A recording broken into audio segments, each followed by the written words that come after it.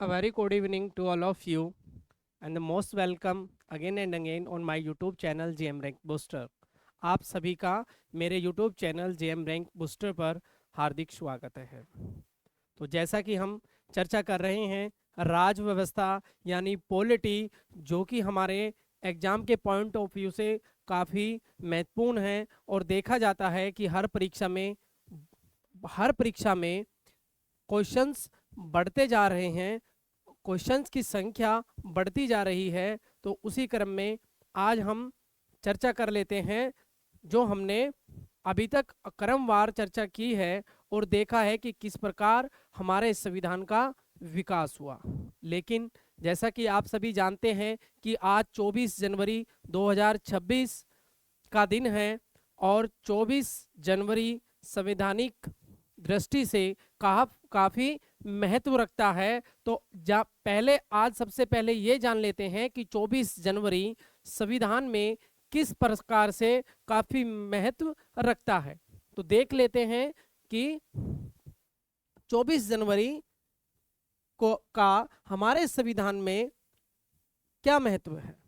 तो आप देखेंगे कि 24 जनवरी को हमारे संविधान में कुछ चीज़ें अंगीकृत की गई, हमारे संविधान को एक्सेप्ट किया गया। तो वो चीज़ें कौन सी चीज़ें थी, तो आइए देख लेते हैं कि वो कौन सी चीज़ें थी।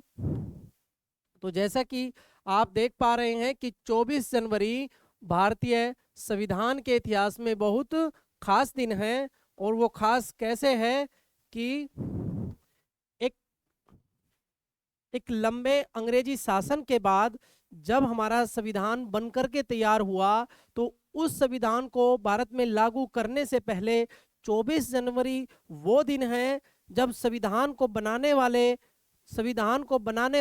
या संविधान सभा में शामिल लोग, जो संविधान को बनाने वाले लोग थे या संविधान का निर्माण करने वाले लोग थे, उन लोगों ने संविधान को अपनाया या कहे कि संविधान पर अंतिम हस्ताक्षर किए और कहा कि हम इसको एक्सेप्ट करते हैं, हम भारत के लोग इसको एक्सेप्ट करते हैं या स्वीकार करते हैं। तो जैसा कि आप देख पा रहे हैं कि 24 जनवरी 1950 को क्या हुआ कि भारतीय संविधान को औपचारिक रूप से अपनाया गया, लागू नहीं, अपनाया गया। इम्प्लीमेंट ये 2 दिन बाद होता है। 26 जनवरी 1950 को हमारा संविधान लागू हुआ, लेकिन ठीक 2 दिन पहले इसको बनाने वाले लोगों ने अपनी अंतिम सहमति संविधान के ऊपर रखी और इसको अपनाया कि ये संविधान हम लोग एक्सेप्ट करते हैं। तो इसका मतलब कि संविधान सभा ने इस दिन संविधान के अंतिम मसौदे पर हस्ताक्षर किए, यानी जिस प्रकार का वो बना हुआ था उसको एक्सेप्ट किया कि हम इसको स्वीकार करते हैं। यानी संविधान पूरी तरह तैयार होकर स्वीकार कर लिया गया।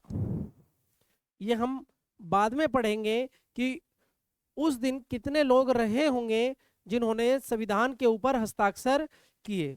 जब हम संविधान का अध्ययन करेंगे तो हम देखेंगे कि संविधान सभा के 389 लोगों में से कुछ लोगों ने उस संविधान सभा को ही एक्सेप्ट नहीं किया और बहिष्कार करके वो लोग बाहर हो गए। और अंतिम रूप से जब हस्ताक्षर हुए तो 24 जनवरी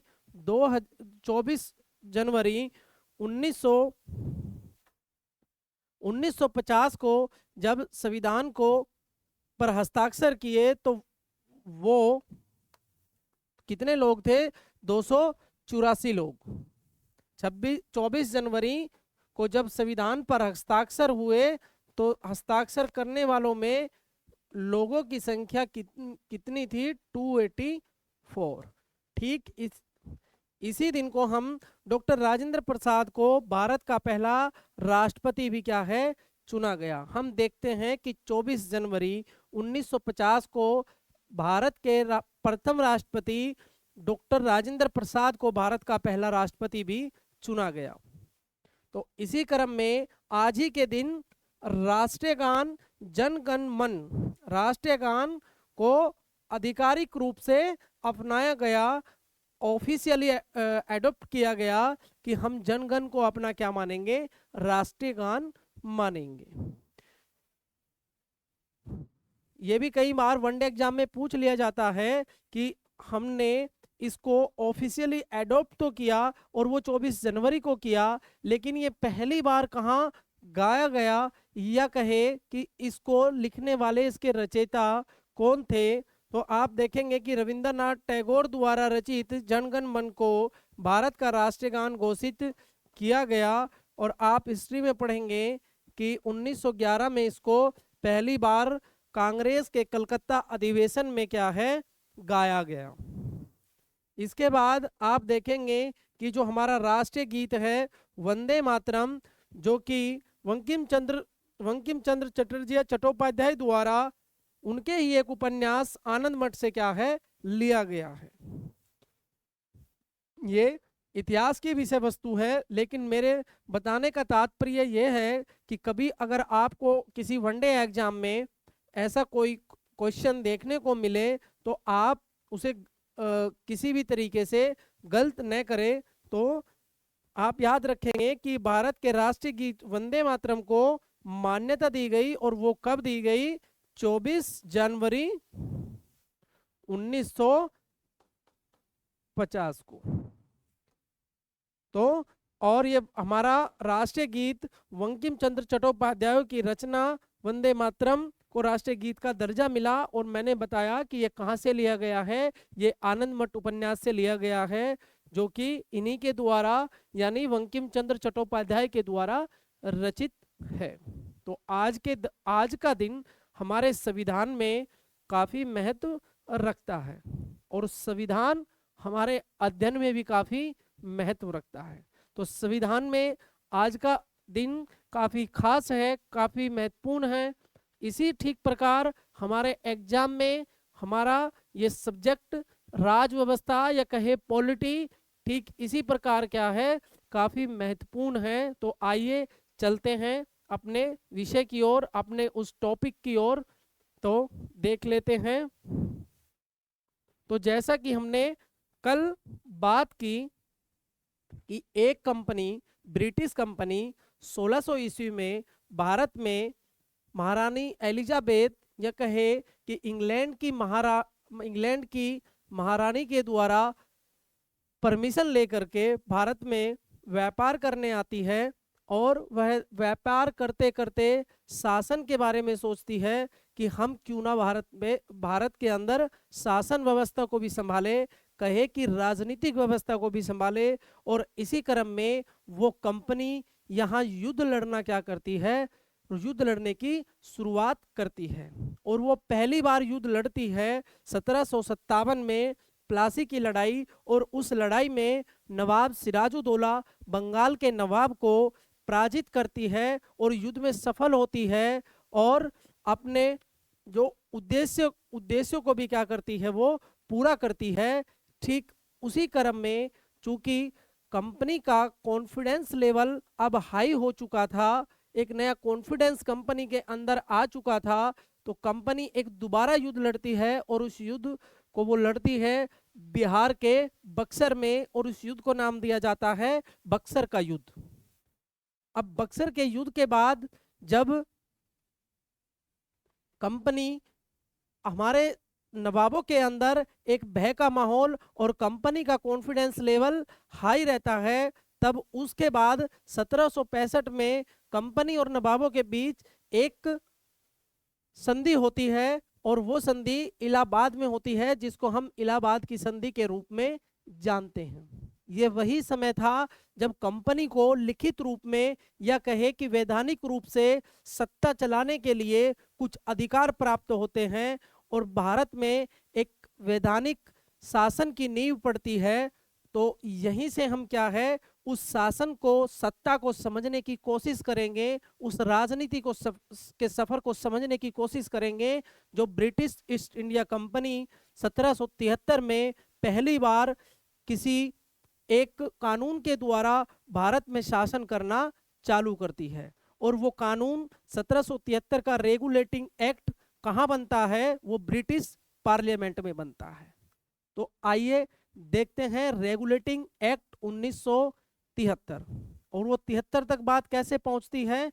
वो 1757 की प्लासी की लड़ाई, जब कंपनी ने यहाँ के नवाबों को हराया, और ठीक उसके बाद फिर एक दूसरा युद्ध लड़ती है, बक्सर का युद्ध, और 1764 में उसके बाद इलाहाबाद की संधि, और फिर यहाँ से कंपनी के राजनीतिक सफर की शुरुआत होती है। और 1773 का रेगुलेटिंग एक्ट जो ब्रिटिश पार्लियामेंट के अंदर बनाया जाता है और उसको भारत में लागू किया जाता है, और उसको रेगुलेट करने का काम ब्रिटिश पार्लियामेंट करती है। और यहाँ उसको किसकी देखरेख में उसको रेगुलेट करेगी, कंपनी को रेगुलेट, कंपनी उसको रेगुलेट, ब्रिटिश पार्लियामेंट उसको रेगुलेट करेगी, और यहाँ उसकी देख रेख करने के लिए कंपनी काम करेगी। और वो कानून कहाँ लगाया जाएगा, किसके ऊपर लगाया जाएगा, वो भारत की जनता के ऊपर, या भारत में एक शासन की शुरुआत होगी। तो आइए देखते हैं 1773 का रेगुलेटिंग एक्ट, उसके अंदर क्या प्रावधान थे, उसका क्या महत्व था, और कैसे शासन और राजनीति की शुरुआत भारतवर्ष के अंदर होती है। तो देखते हैं वो 1773 का रेगुलेटिंग एक्ट और उसके प्रमुख प्रावधान। तो ये वो पहला कानून है जिसके द्वारा भारत में किसी लिखित कानून के द्वारा भारत में शासन चलाया जाएगा। ये वो 1773 का पहला रेगुलेटिंग एक्ट है जो ब्रिटिश पार्लियामेंट में बनाया जाता है और लागू किया जाता है भारतवर्ष के अंदर। तो बंगाल के इस रेगुलेटिंग एक्ट के द्वारा, या कहे कि इसके महत्वपूर्ण रेगुलेटिंग एक्ट 1773 ब्रिटिश प्रधानमंत्री लारनाथ द्वारा एक कमेटी गठित की जाती है, और उस कमेटी का नाम होता है गुप्त समिति, या कहे कि सीक्रेट कमेटी। और वो कमेटी क्यों, किस वजह से बनाई जाती है, ऐसा क्या था कि प्रधानमंत्री को लगा कि हमें कमेटी बनानी चाहिए। वो कमेटी कंपनी की, जो कंपनी भारत में व्यापार करने आई थी, उस कंपनी के भ्रष्टाचार और शोषण के कारण ब्रिटिश पार्लियामेंट को लगता है कि कहीं ना कहीं इससे हमारी छवि खराब हो रही है। तो प्रधानमंत्री एक कमेटी गठित करते हैं, और फिर उस कमेटी की सिफारिशों के आधार पर कि क्यों ना हम कंपनी को कुछ नियमों और शर्तों के अधीन ले आए, तो उस प्रधानमंत्री द्वारा गठित समिति की सिफारिशों के आधार पर एक एक्ट लाया जाता है, और उस एक्ट का नाम होता है रेगुलेटिंग एक्ट। तो ब्रिटिश प्रधानमंत्री लॉर्ड नाथ द्वारा गठित गुप्त समिति किस लिए बनाई गई कि जो कंपनी भारत में व्यापार करने के लिए आई, उसने यहाँ पर पर्याप्त मात्रा में, या कहे कि अधिक स्तर पर भ्रष्टाचार, शोषण, अत्याचार किया, और उसी की जांच के लिए जिससे इंग्लैंड के हितों पर क्या हो रहा था, फर्क पड़ रहा था, वो प्रभावित हो रहे थे। उसी प्रभाव को दूर करने के लिए प्रधानमंत्री के द्वारा गठित गुप्त समिति की सिफारिश के आधार पर पारित एक्ट को रेगुलेटिंग एक्ट 1973 नाम दिया गया। और रेगुलेटिंग एक्ट 1773 ये बाय मिस्टेक प्रिंट हुआ है, 1773 नाम दिया गया। रेगुलेटिंग एक्ट 1773 ब्रिटिश संसद द्वारा पारित पहला अधिनियम था, जिसका उद्देश्य ईस्ट इंडिया कंपनी के शासन को नियंत्रित करना। यह अधिनियम कंपनी में फैले भ्रष्टाचार, यह अधिनियम, मैंने कहा कंपनी ने क्या करना चालू किया, व्यापार के नाम पर भारत में पर्याप्त मात्रा में भ्रष्टाचार करना चालू किया। तो यह अधिनियम कंपनी में फैले भ्रष्टाचार, वित्तीय संकट और प्रशासनिक अराजकता को रोकने के लिए लाया गया। इसका मतलब आप देख पा रहे हैं कि कहीं ना कहीं जो कंपनी भारत में व्यापार करने आई, और तो उस कंपनी ने भारत में पर्याप्त या कहे फिर अधिक स्तर पर अराजकता, भ्रष्टाचार और शोषण किया, लोगों का आर्थिक रूप से शोषण किया। उसी को रोकने के लिए ब्रिटेन के प्रधानमंत्री लॉर्ड द्वारा एक समिति गठित की जाती है और उस समिति का नाम होता है गुप्त समिति। और वो गुप्त समिति एक नया एक्ट बनाती है और उस एक्ट को नाम दिया जाता है रेगुलेटिंग एक्ट, कि अब कंपनी इन शर्तों के अधीन क्या करेगी, भारत में शासन करेगी, व्यापार करेगी। लेकिन वो कैसे व्यापार करेगी, वो इन जो रेगुलेटिंग एक्ट में जो प्रावधान है उनके हिसाब से क्या करेगी, वो कार्य करेगी। तो आइए देखते हैं कि रेगुलेटिंग एक्ट में ऐसे कौन से प्रावधान थे। तो रेगुलेटिंग एक्ट 1773 के कौन से वो मुख्य प्रावधान थे कि जिनके तहत अब कंपनी भारत में व्यापार या शासन करेगी। तो सबसे पहला जो प्रमुख प्रावधान था वो ये था कि अब बंगाल के गवर्नर को गवर्नर जनरल बनाया गया, अर्थात जो गवर्नर का पद था उस पद का नाम बदल करके गवर्नर जनरल कर दिया गया। तो आपको ये पॉइंट्स याद रखने हैं, कभी कभार कि वनडे एग्जाम में, किसी भी एग्जाम में पूछ लिए जाते हैं, या फिर आपको ये वाली चीज़ें आपको कहीं ना कहीं जब संवैधानिक इतिहास का कोई क्वेश्चन आपको मेंस में भी देखने को मिलेगा तो आपको ये चीज़ें क्या है, याद रखनी है। पॉइंट टू पॉइंट आपको ये याद रखना है कि कैसे हमारे ऊपर पहला कानून किसी दूसरे देश के द्वारा थोपा गया और किसकी देखरेख में, ब्रिटिश ईस्ट इंडिया कंपनी की देखरेख में। तो उस कानून के तहत पहला प्रावधान क्या था कि जो भारत में गवर्नर का पद था उस गवर्नर के पद का नाम बदल करके गवर्नर जनरल कर दिया गया। और दूसरा कि आपको याद रखना है, वेरी इंपॉर्टेंट, कि जब गवर्नर का पद का नाम बदल करके गवर्नर जनरल किया गया तो पहले ऐसे गवर्नर जनरल कौन थे, पहले गवर्नर जनरल कौन थे। तो इसमें आपको देखने को मिलेगा कि पहले गवर्नर जनरल कौन थे, वारेन हेस्टिंग्स भारत के पहले गवर्नर जनरल बने। अब गवर्नर जनरल की सहायता के लिए 4 सदस्यों की एक परिषद बनाई गई जिसमें निर्णय बहुमत से लिए जाते थे।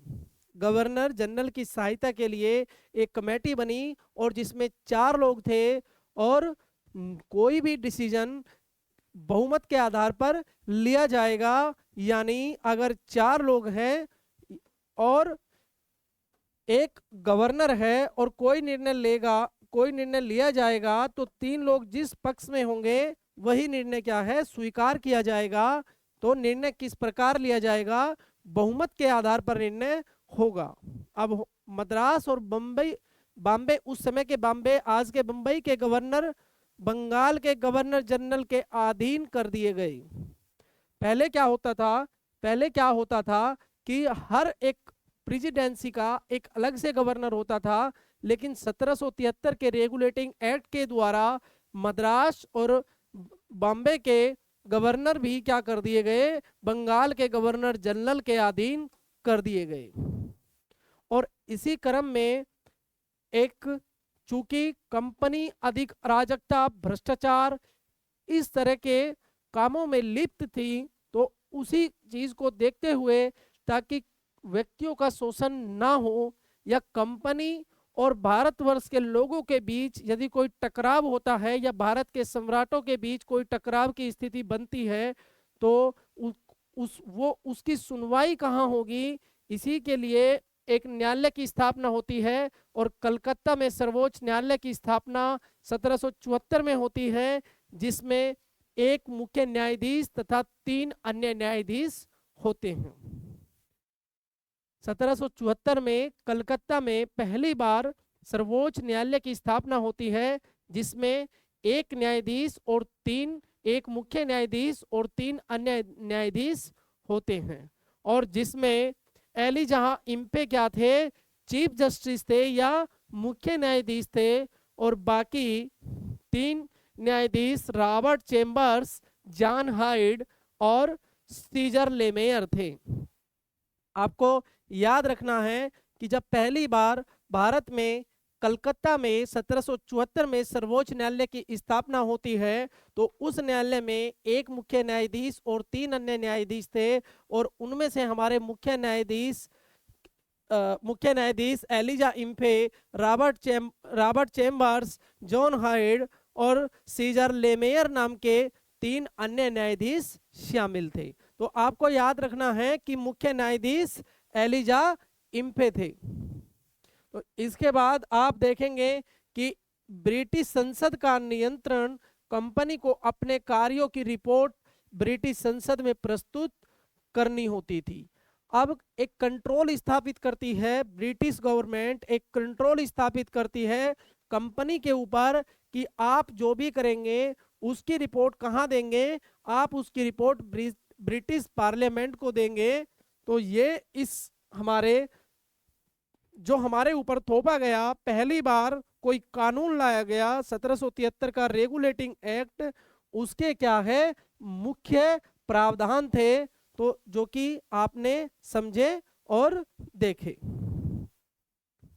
आइए देखते हैं कि 1773 के रेगुलेटिंग एक्ट द्वारा कंपनी के अधिकारियों को भारतीय शासकों से उपहार लेने पर रोक, निजी व्यापार, प्राइवेट ट्रेड पर बिना लाइसेंस के नियंत्रण लगा दिया गया कि कंपनी के लोग भ्रष्टाचार के नाम पर अंग्रेजी सरकार को ये बोल करके कि हमें नवाबों ने, सम्राटों ने, भारतीय लोगों ने ये उपहार स्वरूप कुछ चीजें दी है, अत्याधिक धन का वो संकेंद्रण या फिर अत्याधिक धन इकट्ठा कर रहे थे और जिसको वो इंग्लैंड भेज देते थे।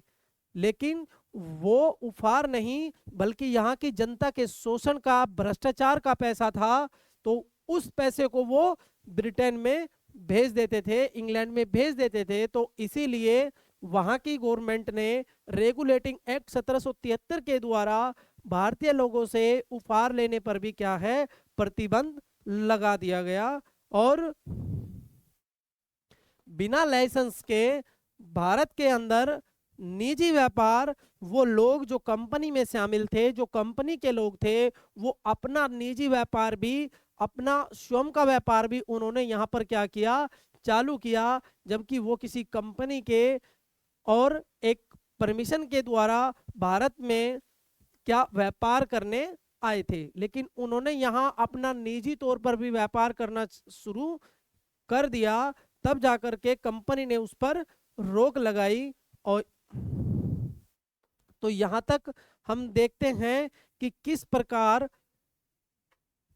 ब्रिटिश पार्लियामेंट ने कंपनी के द्वारा भारतीय लोगों और कंपनी पर, जो कंपनी शोषण, अराजकता और भ्रष्टाचार का केंद्र बन चुकी थी, उस पर कंट्रोल करने की कोशिश की। लेकिन वो कंट्रोल यहाँ समाप्त नहीं हुआ, उसमें कुछ कमियां रही, और उन कमियों को दूर करने के लिए जो ब्रिटिश पार्लियामेंट चाहती थी कि हम उन चीज़ों को रोके, उस भ्रष्टाचार को रोके, उस शोषण को रोके, लेकिन वो सफल नहीं हो पाई। और फिर ब्रिटेन में, इंग्लैंड में सरकार बदलती है और नई सरकार नया कानून लेकर आती है, और उस कानून को नाम दिया जाता है पिट्स इंडिया एक्ट 1784। यानी मैं कहूं कि 1773 का रेगुलेटिंग एक्ट कंपनी के ऊपर पूरी तरह से लगाम नहीं लगा पाया, और कंपनी ठीक उसी प्रकार लोगों का शोषण, अराजकता और भ्रष्टाचार का केंद्र बनी रही और भारत को लूटती रही। और उसके बाद जब ब्रिटेन में सरकार बदली और फिर एक नया एक्ट आता है, और उस एक्ट को नाम दिया जाता है Pitt's India act 1784। Pitt's India act 1784 British प्रधानमंत्री विलियम पिट द्वारा लाया गया। इस अधिनियम का उद्देश्य है ईस्ट इंडिया कंपनी पर ब्रिटिश सरकार का प्रभावी नियंत्रण स्थापित करना और रेगुलेटिंग एक्ट 1773 की कमियों को दूर करना था। यानी जो प्रावधान 1773 में स्थापित किए गए, कंपनी के ऊपर लगाए गए, उनसे पूरा कंट्रोल नहीं हो पाया, उन्हीं को अच्छे से कंट्रोल किया जा सके, तो प्रधानमंत्री विलियम पिट द्वारा एक नया कानून पिट्स इंडिया एक्ट 1784 द्वारा कंपनी पर प्रभावी कंट्रोल करने के लिए लाया गया। और इस एक्ट के क्या प्रावधान थे, आइए देखते हैं। तो पिट्स इंडिया एक्ट 1784 के प्रमुख प्रावधान। अभी ये वो दौर है जब ब्रिटिश पार्लियामेंट या ब्रिटिश सरकार इंग्लैंड से ही क्या है, कंपनी के द्वारा भारत में शासन कर रही है या करना चाहती है। वो धीरे धीरे इस ओर अपने कदम बढ़ा रही है। वो सुव्यवस्थित तरीके से क्या चाहती है कि हम शासन को चलाए, लेकिन कंपनी अपने निजी स्वार्थों के कारण भ्रष्टाचार का केंद्र बन चुकी थी और ब्रिटिश सरकार चाहती है कि इस प्रकार कंपनी भ्रष्टाचार ना करे, ताकि हमारी कंपनी, ये अंदेशा है ब्रिटिश सरकार को कि कहीं अराजकता और भ्रष्टाचार जैसे तत्वों के कारण कहीं ना कहीं हम विफल ना हो जाए।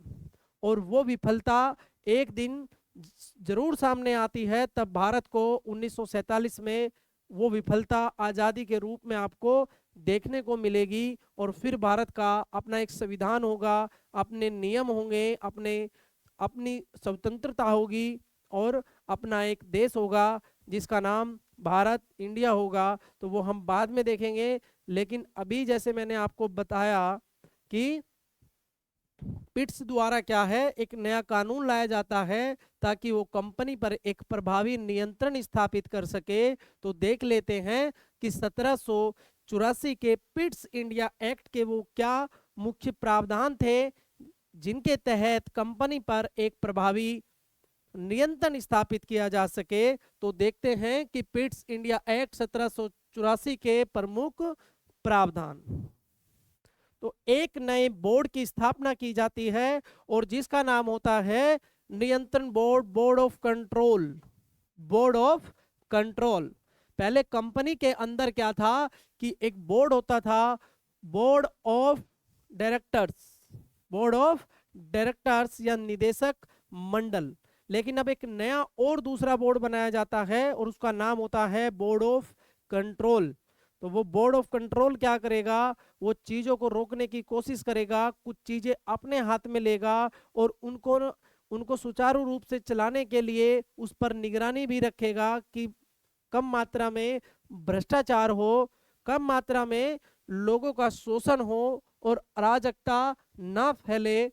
तो एक नए बोर्ड की स्थापना होती है जिसको नाम दिया जाता है नियंत्रण बोर्ड, यानी कि बोर्ड ऑफ कंट्रोल। और इस बोर्ड में 6 सदस्य होते हैं, जिसमें से 2 सदस्य ब्रिटिश मंत्रिमंडल से होते हैं, या मैं कहूं ब्रिटिश पार्लियामेंट के 2 मंत्री लेवल के लोग, मंत्री स्तर के लोग उसमें शामिल होते हैं। और 4 सदस्य प्रीवी काउंसिल से, 4 सदस्य प्रीवी काउंसिल से।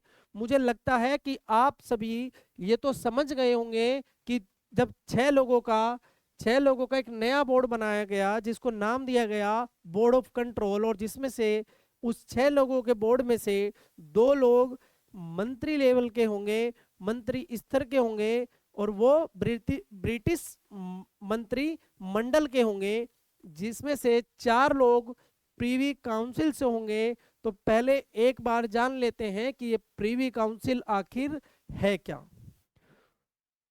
प्रीवी काउंसिल भारत में न्यायालयों के बाद अगर कोई केस भारत में चल रहा है और उसके अगर कोई उस कोर्ट के बाद अपील करना चाहता है तो वह उच्चतम अपीलीय ठीक उस प्रकार जैसे आज हम डिस्ट्रिक्ट कोर्ट और फिर हम स्टेट वाले कोर्ट और फिर हम सुप्रीम कोर्ट यानी कि अधीनस्थ न्यायालय, उच्च न्यायालय और फिर हम सर्वोच्च न्यायालय को देखते हैं।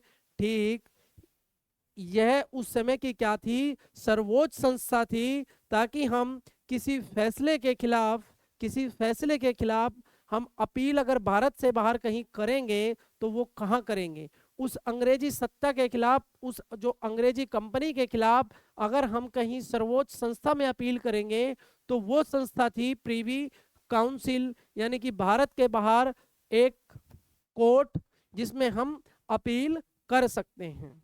तो उसका नाम था प्रीवी काउंसिल। तो आप ये समझ गए हैं कि जब बोर्ड ऑफ कंट्रोल की स्थापना की जाती है जिसमें 6 सदस्य होते हैं, उन 6 में से 2 सदस्य ब्रिटिश पार्लियामेंट के कैबिनेट मिनिस्टर के स्तर के लोग होते हैं और 4 लोग प्रीवी काउंसिल से होते हैं, जो कि उस समय की सर्वोच्च अपीलीय संस्था थी जहां हम अपील कर सकते हैं, और उस समय की वो सर्वोच्च संस्था थी। यह बोर्ड जो बनाया गया है, बोर्ड ऑफ कंट्रोल, अब राजनीतिक, सैन्य और राजस्व मामलों पर नियंत्रण करेगा, और बाकी व्यापारिक मामलों को जो पहले से कंपनी में बोर्ड है जिसको हम बोर्ड ऑफ डायरेक्टर्स का नाम देते हैं, वो बोर्ड काम करेगा। इसका मतलब ये हुआ कि अब 2 बोर्ड हो गए, अब 2 अलग अलग संस्थाएं हैं, 2 अलग अलग बोर्ड हैं, और जिसमें से एक बोर्ड का नाम है बोर्ड ऑफ कंट्रोल और एक बोर्ड का नाम है board of directors. Board of directors company के व्यापारिक मामलों को देखेगा और बोर्ड ऑफ कंट्रोल यहाँ के सैन्य एवं राजस्व और राजनीति से संबंधित मामलों पर निगरानी रखेगा। अब देखते हैं कि गवर्नर जनरल की शक्ति में भी क्या है।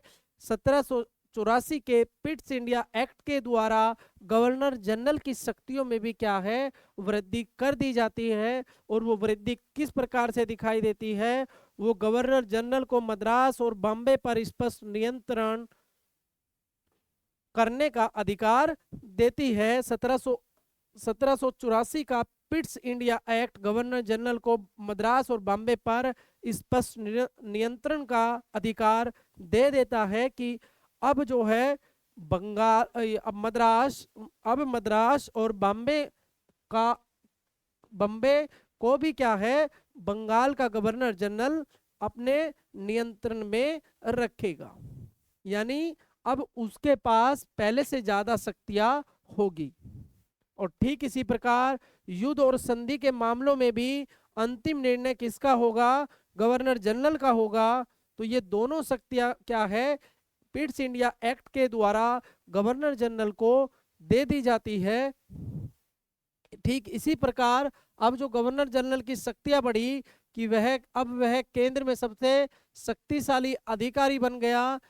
बंबई और मद्रास के गवर्नर उसके अधीन हो गए। जैसा कि आपने देखा 1784 के पिट्स इंडिया एक्ट के द्वारा एक नए बोर्ड की स्थापना होती है, बोर्ड ऑफ कंट्रोल, और उसी एक्ट के द्वारा गवर्नर जनरल को और अधिक शक्तियां दे दी जाती है। और वो उन शक्तियों के तहत बंबई और मद्रास के गवर्नर भी क्या है, गवर्नर जनरल के अधीन कर दिए जाते हैं। तो आप अब ये एक समझ मेरे हिसाब से बना चुके होंगे कि अब तक क्या होता है कि पहली बार ब्रिटिश सरकार ने माना कि भारत कंपनियों की निजी संपत्ति नहीं है बल्कि ब्रिटिश राज्य की जिम्मेदारी है, और कंपनी का स्वतंत्र शासन समाप्त होने की यहां से क्या होती है, शुरुआत होती है। अब धीरे धीरे ब्रिटिश पार्लियामेंट या ब्रिटिश सरकार अब धीरे धीरे कंपनी से क्या है, शक्तियां अलग तरीके से यूज कर रही है। अब ब्रिटिश जो सरकार है वो अब अपना कंट्रोल ज्यादा कर रही है और कंपनी को समाप्ति की ओर या कंपनी के अधिकार अब कम होते जा रहे हैं। तो आइए इसी क्रम में फिर देखते हैं चार्टर एक्ट 1813। Charter act 1813। अब तक हमने बात की रेगुलेटिंग एक्ट और 1784 का पिट्स इंडिया एक्ट, लेकिन अब हम एक नया शब्द चार्टर देख रहे हैं। और चार्टर यानी एक लाइसेंस दिया जाता है और उस लाइसेंस के अंदर एक सीमित समय होगा और कुछ नियम और शर्तें होगी। यानी अब कंपनी को कुछ समय के लिए कुछ कार्य कुछ एक फिक्स समय के लिए कुछ कार्य करने को दिए जाएंगे और वो कुछ नियम और शर्तों के अधीन बंधे होंगे। तो कंपनी क्या है कि अब एक बंधन में काम करेगी। वो बंधन किस प्रकार होंगे? वो बंधन 1813 के चार्टर एक्ट के अधीन कंपनी अब काम करेगी। तो आइए देख लेते हैं कि ये जो 1813 में कंपनी को एक लाइसेंस दिया गया, जो कि बहुत लंबे समय के लिए नहीं बल्कि 20 वर्ष के लिए दिया गया। तो आइए देख लेते हैं कि ये लाइसेंस क्या था, ये एक्ट क्या था। तो ईस्ट इंडिया कंपनी का व्यापारिक एकाधिकार तोड़ना था। इस एक्ट का मतलब क्यों बनाया गया? क्योंकि ईस्ट इंडिया कंपनी मानती थी और वो एकमात्र संस्था थी जिसको भारत में व्यापार करने का अधिकार दिया गया था। लेकिन इस एक्ट के द्वारा प्रावधानों में कुछ और हुआ, और हुआ ये कि उसका जो एका अधिकार था, यानी कि एकमात्र वो कंपनी थी जो भारत के साथ व्यापार करती थी, उस एकाधिकार को तोड़ना था। यानी और कंपनियां भी, और ब्रिटिश कंपनियां भी अब भारत में व्यापार करने के लिए आ सकती है।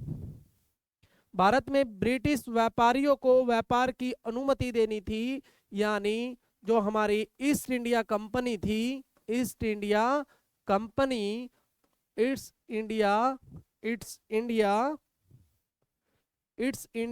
कंपनी थी, ईस्ट इंडिया कंपनी, और ये वो एकमात्र कंपनी थी जो लंबे समय से भारत में व्यापार कर रही थी। और इस कंपनी के अलावा किसी और दूसरी कंपनी को इस प्रकार की अनुमति नहीं थी कि वो भारत में व्यापार करे। तो ये वो एक्ट पहली बार आया, 1813 का चार्टर एक्ट। पहली बार एक ऐसा कानून आया जो कहता है कि अब कोई भी ब्रिटिश व्यक्ति भारत में जाकर के व्यापार कर सकता है। तो इसका मतलब ये हुआ कि जो ब्रिटिश कंपनी का एका अधिकार था वो अब टूटने वाला था। तो भारत में 1813 के चार्टर एक्ट के तहत भारत में शिक्षा और सामाजिक सुधार की शुरुआत भी होती है। कंपनी को केवल व्यापारी नहीं बल्कि शासन करने वाली संस्था के रूप में नियंत्रित करना था। व्यापारी वो केवल व्यापार नहीं करेगी, अब शासन क्या है, शासन भी करेगी, और उसको ऐसी संस्था के रूप में क्या करना था, कंट्रोल करना था। तो आइए देख लेते हैं कि 1813 के चार्टर एक्ट के ऐसे वो कौन से प्रावधान थे जिनके द्वारा अब कंपनी पर क्या था कि कंपनी अब सिर्फ व्यापारी नहीं बल्कि वो शासन के रूप में भी कार्य करेगी। तो वो ऐसे कौन से प्रावधान थे और और उन प्रावधानों के तहत क्या किया गया कि कंपनी का एकाधिकार भी समाप्त किया गया। तो आइए देख लेते हैं एक बार उन प्रावधानों को। तो व्यापारिक एकाधिकार समाप्त।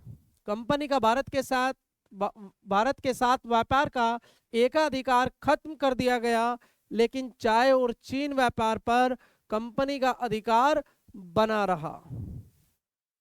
चाय का व्यापार यानी भारत से जो चाय कंपनी, चाय और मसाले स्पेशली कंपनी बाहर भेजती थी और उससे कंपनी एक मोटा लाभ कमाती थी, उस चाय और चीन के साथ व्यापार को अभी भी क्या है कि ईस्ट इंडिया कंपनी के पास ही रखा गया, और बाकी सारे जितने अधिकार थे उनमें बाकी दूसरी कंपनियां या ब्रिटिश लोग भी क्या है उनको अनुमति दे दी जाती है कि आप भी ये व्यापार कर सकते हैं। तो आइए देख लेते हैं कि ये वो चीन के साथ क्या व्यापार था।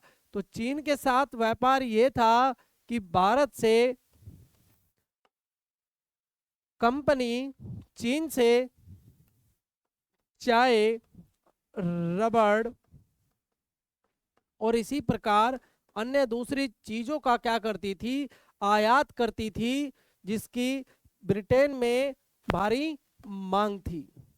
और चीन को कंपनी इसके बदले में भारत में उत्पादित या भारत में हुए उत्पादित अफीम को क्या करती थी, एक्सपोर्ट करती थी, और उसके बदले चीन से रबड़, चाय और अन्य आइटम्स क्या है रिसीव करती थी।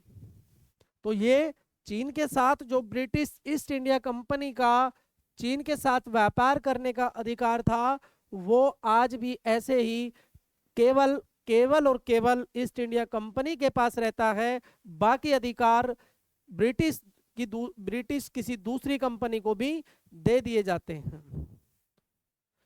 मिशनरियों का भारत आने की अनुमति।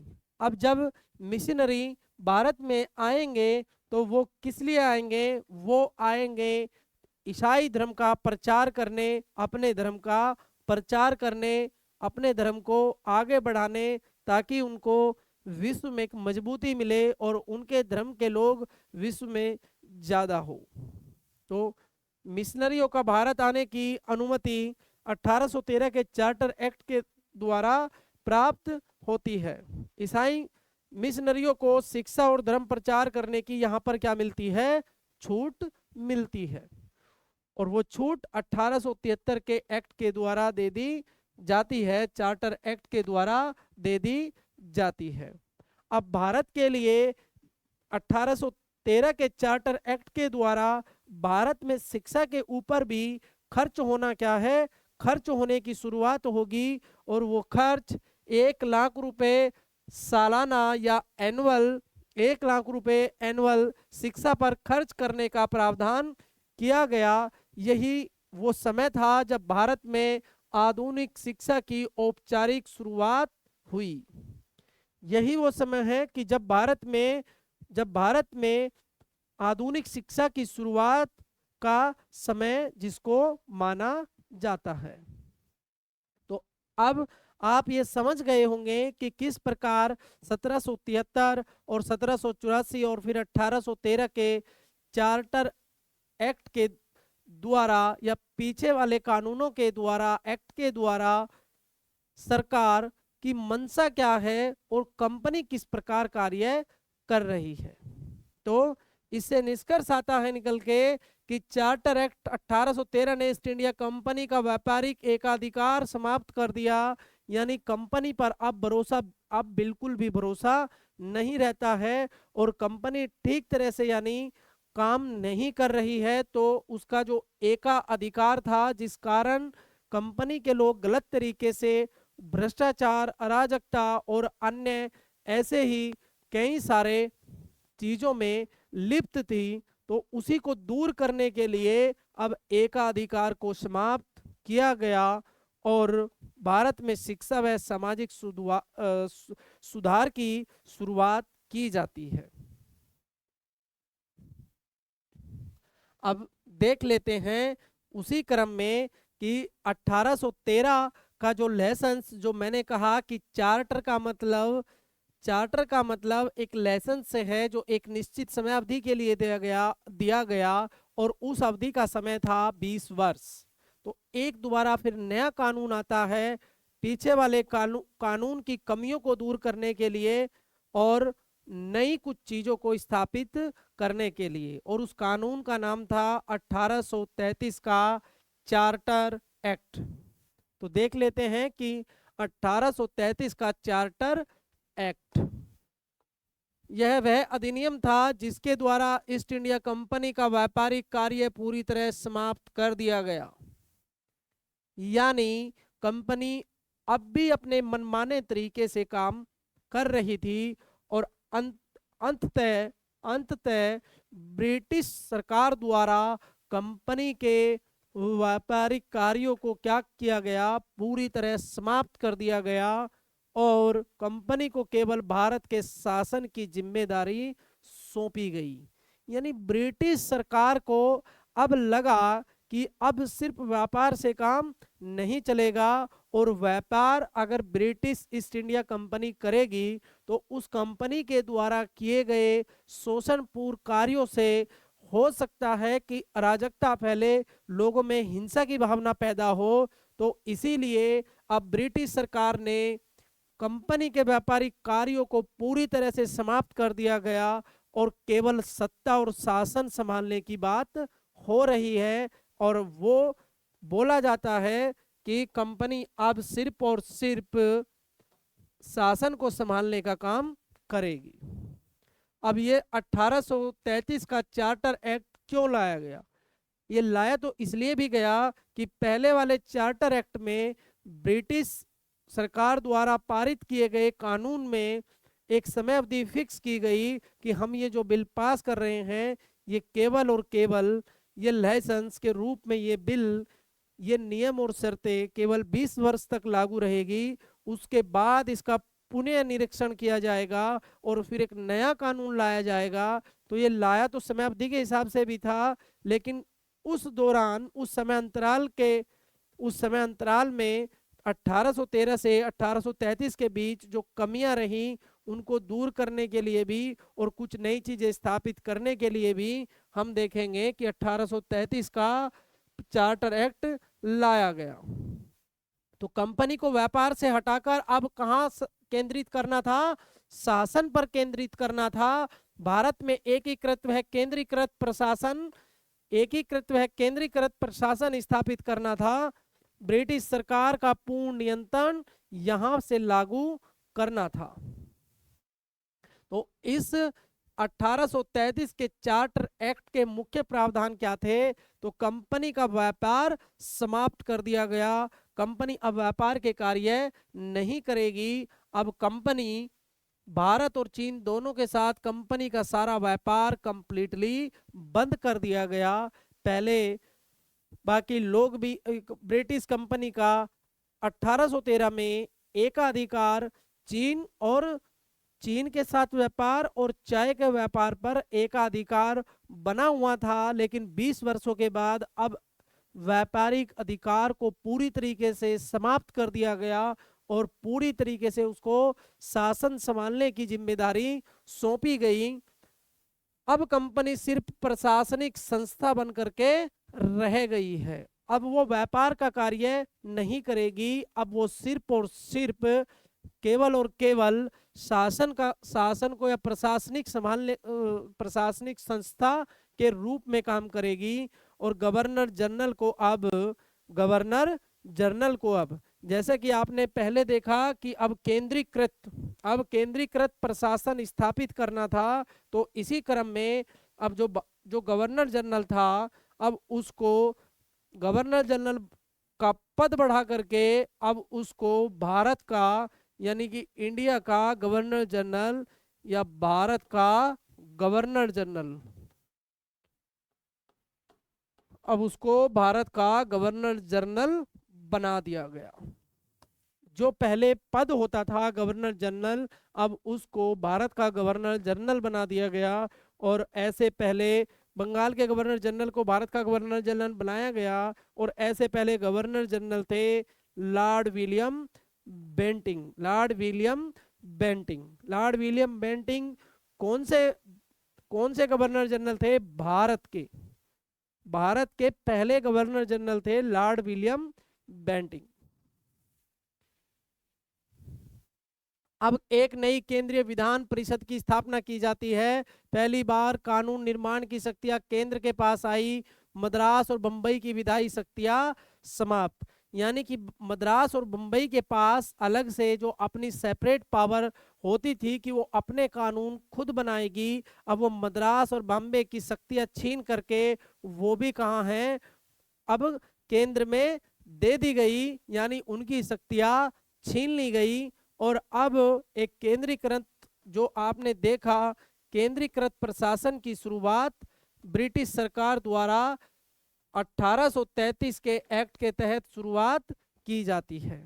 और यही वो समय था जब पहली बार एक कमीशन, लॉ कमीशन यानी कि कानूनी आयोग लाया जाता है।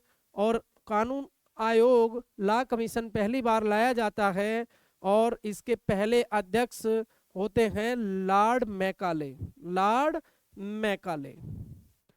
तो जैसा कि आपने देखा कि ये इस एक्ट के द्वारा पहली बार क्या आपको देखने को मिल रहा है कि भारत में पहली बार केंद्रीकृत शासन की नींव पड़ती दिखाई दे रही है। और कंपनी का व्यापारी चरित्र अब पूरी तरीके से समाप्त होता दिखाई दे रहा है, यानी अब वो सिर्फ सत्ता और राजनीति संभालने का काम करेगी। आगे चलकर आधुनिक विधि व्यवस्था का विकास हुआ और अंत हम देखेंगे कि यहाँ से सारांश निकल के आता है कि चार्टर एक्ट 1833 ने ईस्ट इंडिया कंपनी को व्यापारी से शासक संस्था के रूप में, शासन चलाने वाली संस्था के रूप में बदल दिया और केंद्रीय प्रशासन की शुरुआत की। तो ये हमारा क्या था, ये हमारा सफर था 1833 तक। इसके बाद फिर 1853 में एक नया एक्ट आता है, उसको नाम दिया जाता है चार्टर एक्ट 1853। जैसे कि मैंने बताया कि ब्रिटिश सरकार द्वारा 20 वर्ष की अवधि के लिए बार बार एक लाइसेंस दिया जाता है, एक बिल पास होता है जो एक्ट के रूप में दिखाई देता है, लेकिन हम उसको चार्टर का नाम देते हैं और उस चार्टर का मतलब है कि वो एक लाइसेंस है और उसकी समयावधि 20 वर्ष है। तो फिर इसी क्रम में 1813, 33 और फिर 53 में एक नया चार्टर एक्ट आता है और जिसके कुछ अपने प्रावधान होते हैं। चार्टर एक्ट 1853 यह अंतिम अधिनियम था। इसके द्वारा ईस्ट इंडिया कंपनी को बिना समय सीमा के शासन करने की अनुमति दी गई, यानी अब वो समय सीमा समाप्त कर दी गई कि अब इसमें कोई समय निश्चित नहीं है, वो 20 वर्ष का समय निश्चित नहीं है। अब यानी ये वो समय आ गया है कि अब किसी भी समय कंपनी को बिल्कुल पूरी तरीके से समाप्त किया जा सकता है। यानी हम जो आपको कानून, ब्रिटिश सरकार कहती है कि हम जो आपको कानून दे रहे हैं उसमें आप कितने दिनों तक शासक करेंगे, शासन आप भारत के ऊपर करेंगे, इसमें कोई समय का जिक्र नहीं किया गया और ये ऐसा 1853 में पहली बार हो रहा था।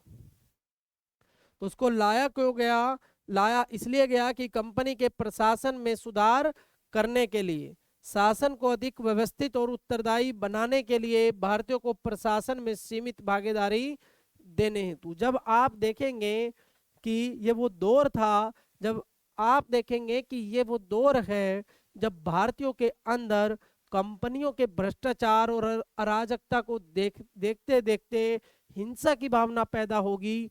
आप हिस्ट्री में पढ़ेंगे कि ये वो दौर है जब भारतीयों के अंदर हिंसा की भावना जन्म ले चुकी है। किसके कारण? कंपनी के शोषण के कारण। कंपनी ने विभिन्न प्रकार से सामाजिक स्तरों पर, आर्थिक स्तरों पर अनेकों प्रकार से क्या है, व्यक्तियों का शोषण, भारत की जनता का शोषण किया। और ये वो समय आता है 1853 जब ब्रिटिश पार्लियामेंट एक चार्टर एक्ट देती है और वो कंपनी को कोई फिक्स समय नहीं बताती है कब तक लागू या आप कब तक शासन करेंगे। और चूंकि आप इतिहास में पढ़ेंगे कि यह ठीक वही समय है जब लोगों के अंदर धर्म को लेकर के, शोषण को लेकर के, भ्रष्टाचार को लेकर के अलग अलग स्तर पर बहुत अधिक हिंसा की भावना लोगों के मन में पैदा हो चुकी होती है। तो देख लेते हैं कि 1853 के चार्टर एक्ट के मुख्य प्रावधान क्या थे कि वो 20 वर्ष की अवधि समाप्त कर दी जाती है। पहली बार कंपनी को निश्चित समय के बिना शासन की अनुमति दी जाती है और जो भारतीय सिविल सेवा होती है उसमें यही वो समय था जब भारत के लोगों की एंट्री होती है, यानी भारतीयों के लिए भी इसके द्वार खोल दिए जाते हैं। यानी 1853 का वो समय है जब भारतीयों के लिए सिविल सेवा के लिए व्यवस्था की जाती है कि भारतीय भी इसमें अब से हिस्सा होंगे। तो स्थानीय प्रतिनिधित्व की शुरुआत होती है। बंगाल, मद्रास, बंबई इत्यादि में प्रतिनिधि शामिल होते हैं। अब तक वो समय था कि ब्रिटिश मंत्रिमंडल के लोग या कंपनी के लोग ही प्रशासन में शामिल होते थे, लेकिन 1853 में वो दौर आया जब कंपनी ने बाई लॉ ये कहा कि अब स्थानीय लोग भी क्या है, प्रतिनिधि के रूप में बंगाल, बिहार और बंबई में शामिल होंगे। तो आप समझ गए होंगे और सारांश देख पाएंगे कि चार्टर एक्ट 1853 ने कंपनी शासन को समय सीमा से मुक्त किया और सिविल सेवा की नींव रखी। सिविल सेवा की नींव रखने का अर्थ है कि भारतीयों के लिए भी सिविल सेवा में जाने का के दरवाजे खोल दिए गए। तो यहाँ तक ये वो समय आ गया है 1853 कि जब ब्रिटिश पार्लियामेंट कंपनी के अधीन, ब्रिटिश पार्लियामेंट कंपनी को माध्यम बना करके भारत में शासन कर रही है। यानी ब्रिटिश सरकार डायरेक्ट अपने हाथों में भारत को शासन नहीं लिए हुए है, भारत का शासन नहीं लिए हुए हैं। लेकिन अब यहाँ के बाद एक क्रांति होगी, एक उसको नाम दिया जाएगा 1857 का स्वतंत्रता संग्राम। और फिर इस कंपनी को पूर्ण रूप से समाप्त कर करके उसके बाद शासन सीधा चलाएगी ब्रिटिश सरकार।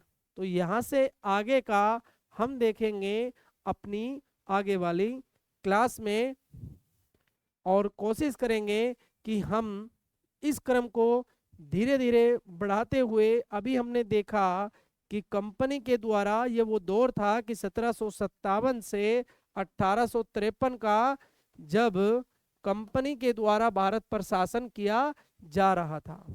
अब हम देखेंगे कि 1857 की क्रांति के बाद और पहला एक्ट, जैसे कि मैंने आपको कल बताया कि 1858 से 1947 का वो दौर जब तक भारत आज़ाद हुआ, कि किस प्रकार ब्रिटिश सरकार के तहत भारत के शासन को चलाया गया।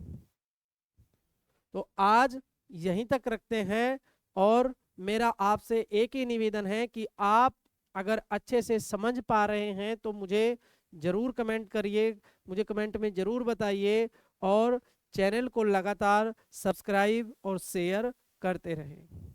आज के लिए यहीं तक, थैंक यू।